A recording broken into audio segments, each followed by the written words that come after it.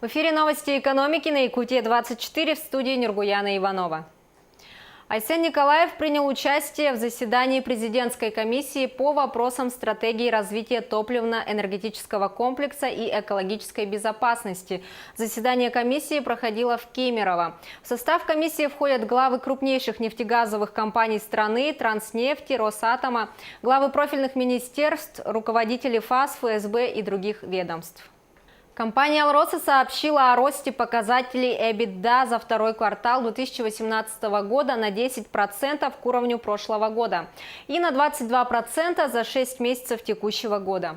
Несмотря на снижение основных финансовых показателей, во втором квартале «Алроса» сумела сохранить позитивную динамику в первом полугодии, отмечают аналитики.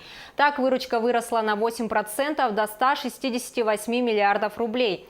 Показатель EBITDA на этом фоне прибавил 22%, составив 89,1 миллиард рублей. Чистая прибыль компании за отчетный период выросла до более чем 58 миллиардов рублей. Наибольшее влияние на результаты компании оказали рост цен на алмазы в первом полугодии, а также ослабление рубля, поскольку «Алроса» – компания, ориентированная на экспорт.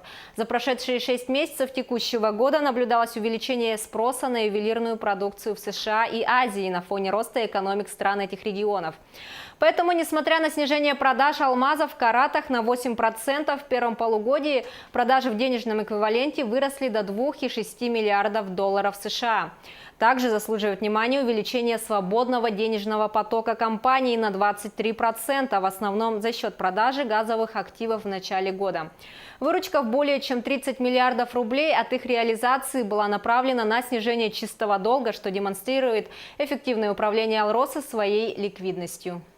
Минэкономразвития предлагает разделить Россию на 14 макрорегионов. Стратегию пространственного развития ведомство намерено внести в правительство в сентябре. Целью стратегии станет раскрытие социально-экономического потенциала территорий за счет экономической специализации регионов. Помимо Дальнего Востока и Северного Кавказа, Минэкономразвития предлагает выделить еще 12 макрорегионов, взяв за основу федеральные округа. Например, в Сибирском федеральном округе могут быть выделены Южно-Сибирский, Енисейский и Байкальский макрорегионы. В Центральном федеральном округе – Центральный и Центрально-Черноземный. Кроме того, планируется выделить Северный, Северо-Западный, Южный, Волгокамский, Волго-Уральский, Уральский, Западно-Сибирский макрорегионы. В состав каждого будет включен хотя бы один крупный центр экономического роста. Павильон Якутии на Восточном экономическом форуме представят публике в форме головы мамонта, где он будет позиционировать республику в качестве центра по исследованию мамонтовой фауны и рекламировать создание Всемирного центра мамонта в Якутске. На экспозиции будет представлен мамонтовый экспортный центр. Среди особенностей, которые позволят акцентировать внимание посетителя павильона, исполняющий обязанности председателя правительства Якутии Владимир Солодов назвал зону виртуальной реальности, айсбар и голограмму мамонта. Возможности освоения месторождений в Республике Саха-Якутия обсудят также на полях 4-го Восточного экономического форума. В частности, предполагается рассмотреть перспективы разработки терехтягского месторождения олова на севере Якутии при участии китайских инвесторов. Кроме того, планируется обсудить инвестиционные проекты по освоению тамторского месторождения редкоземельных металлов на северо-востоке региона, а также эльгинского месторождения угля на юге Якутии. На форуме продолжится обсуждение проекта компании Ян Олова вместе с китайскими компаниями. По предварительным расчетам, общий объем инвестиций в проект оценивается в 4 миллиарда рублей. Власти Якутии также рассматривают возможность создания территории опережающего развития по добыче и переработке полезных ископаемых на северо-востоке Якутии, якорным резидентом которого может стать проект по добыче олова. Промышленность Якутии должна быть основана на модернизации отраслей, соблюдении экологических стандартов и партнерстве государства и бизнеса. Об этом заявил временно исполняющий обязанности главы Якутии Айсен Николаев по итогам рабочей командировки в Нерюнгринский район.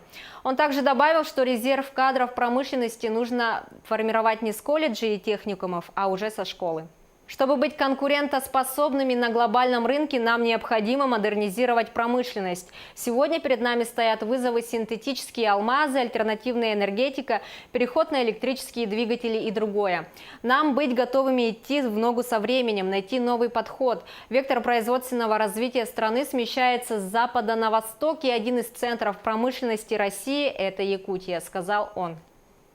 Ну а в Алданском районе Айсен Николаев провел рабочее совещание по вопросам подготовки к наступающему отопительному сезону и в целом развитию жилищно-коммунального хозяйства в Алданском районе. На совещании были затронуты и стратегические вопросы, касающиеся не только Алдана, но и в целом республики, по части нормативных документов, связанных с нормами потребления коммунальных услуг. Что касается готовности районной администрации к зимним холодам, то в этом вопросе руководитель региона отметил ряд проблем. Это и нехватка топливных ресурсов и позднее начало работ по подготовке к отопительному сезону в ряде поселков. Модернизация коммунальной системы Алданского района, она необходима, так как здесь еще самый большой сегодня по республике аварийный жилой фонд, который будет активно сноситься в ближайшие годы. И, конечно же, мы просим, чтобы на уровне района была составлена программа по комплексной застройке тех или иных населенных пунктов, где будет массово сноситься аварийный жилой фонд, для того, чтобы мы получили уже, скажем так, очень серьезное улучшение и жилищной инфраструктуры в районе, и коммунальной инфраструктуры в Алданском районе. IT-школу презентовали в поселке Нижний Бестях Мегино-Кангаласского района Якутии в рамках зонального форума предпринимателей и развития бизнеса на селе. Дети будут изучать курсы по программированию и компьютерной графике. Обучение будет проходить на базе бизнес-инкубатора поселка Нижний Бестях. Специальный класс будет оборудован компьютерами и всеми техническими условиями для обучения. Школа будет работать по специально разработанной программе обучения, основанной на существующей базе школ. Естественно, Министерство цифрового развития, у него приоритетная задача является создание инфраструктуры. То есть это нужно протянуть кабеля, нужно поставить вышки, обеспечить интернет, да? И после этого приходим уже мы. Когда есть интернет, когда есть мы уже даем содержание. То есть как это все использовать, как это все щупать. И я очень сильно рад тому, что текущее руководство республики, оно очень четко понимает, что в этом ключ к тому, чтобы вытащить село из депрессии. То есть протянуть туда интернет, научить ребят им пользоваться. Конечно, мы бы не начинали, да, если бы не видели потенциал в этом деле, да. Получается, в республике, даже если так смотреть, да, это первая именно такая IT-школа, которая коммерческая. Остальные школы, которые будут открываться, да, в других вузах, они все на базе школы идут. А у нас, получается, организация идет, и, конечно, совместно с бизнес-инкубатором нашим Мегино-Кангаласским, да, и при поддержке технопарка Якутска. И насчет будущего мы, конечно, очень нацелены на процветание. Сенокосная кампания в Якутии достигла 70% от плана на год. Сегодня кормозаготовительные компании работают 10 тысяч тракторов. На сенокос вышли почти 31 тысяча человек. В Минсельхозе сообщили, что хорошие показатели по заготовке сена наблюдаются в Алекминском, Амгинском и Хангаласском районах. Однако отметили, что сенокос проходит в непростых условиях. Дополнительно было принято меры по предоставлению субсидий на транспортировку 140 тонн комбикормов и сенных рожа в Аймаконской области. Это последние дополнительные меры. До этого дополнительные меры были выделения 22 миллионов рублей улусам, где организовывается мобильная бригада на местах для заготовки